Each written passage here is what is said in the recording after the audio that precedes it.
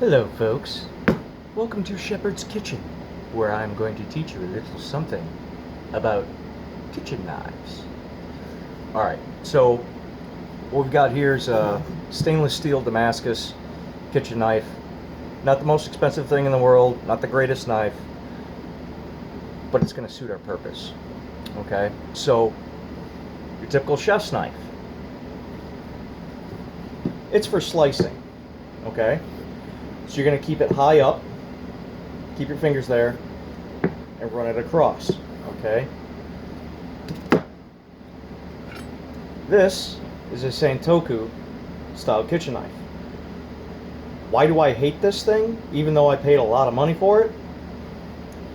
Because it's very short here,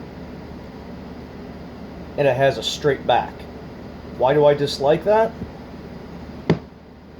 Because when the knife is flat on the cutting board, look at where my knuckles are. They're hitting the cutting board. So I have to keep this thing high. So I'm only going to be using that much of the blade. When really, when I'm chopping, I want to be using the back part of the blade. That's where your power comes from. Now to do it comfortably, this knife has to sit in my hand like that. That is not a comfortable way to hold a kitchen knife. And my wrist is at an angle. Now imagine doing this for hours on end. This is Dave McConnell's knife. This is the one I commissioned him to make for me. Notice, very wide. Compared to this one, much wider. Why do I love this? He knows what he's doing. That knife sits flat on the cutting board. Guess what isn't touching the cutting board? My knuckles. So when I go to work, my knuckles never touch this board. And guess what? I get a full purchased grip on that blade, and my knuckles don't touch the cutting board. Perfectly flat, my knuckles clear the cutting board. My knife. Some of you may have noticed that I have it angled. This knife has not been sharpened yet, by the way. But this knife sitting flat, you can see it arcs up. Why would I do that? This knife is sitting flat on my cutting board. Look at the way that sits in my hand. It's perfect. It arcs up into my ring finger, my pinky finger, which is where all my cutting power is going to come from. My thumb is resting at the top. My wrist is not at a weird angle. I can sit here all day long and cut, and guess what? My wrist doesn't get sore, my knuckles never touch the cutting board, and my hand is perfectly in line with that handle.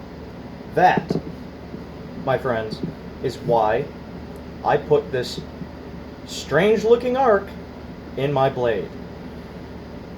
And I've spent enough time in the kitchen, enough time dicing and slicing in restaurants, hours of it, to know that you will fatigue yourself with straight back knives that are really short in width. That's why when I made this knife, I put a lot of thought into this, especially with that deep finger well. A lot of times your finger, like if your hands are getting wet, you've been using veggies all day, can slip off the back. And that back edge is the sharpest part of that blade.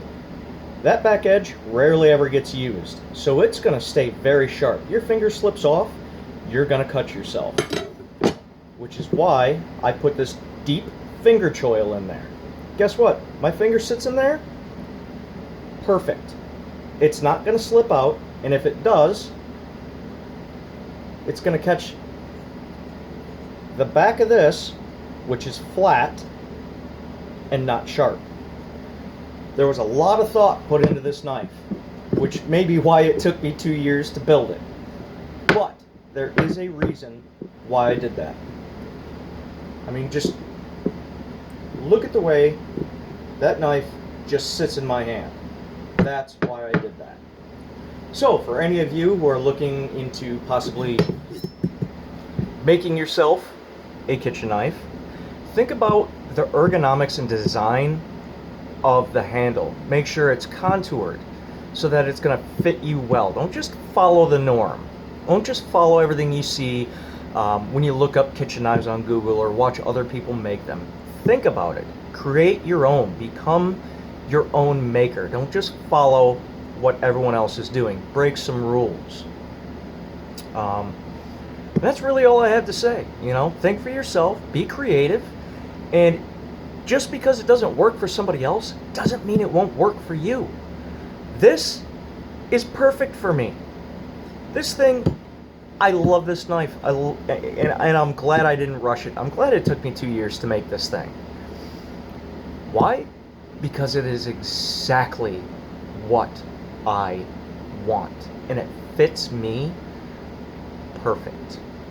So that's my little tutorial on why I put a weird angle on this handle. Hope that explains everything. Once I get this thing sharpened, I'll take it to TNT Sharpeners and let him do his thing, and we'll bring it back and we'll see how sharp it is. All right, guys, have a good night.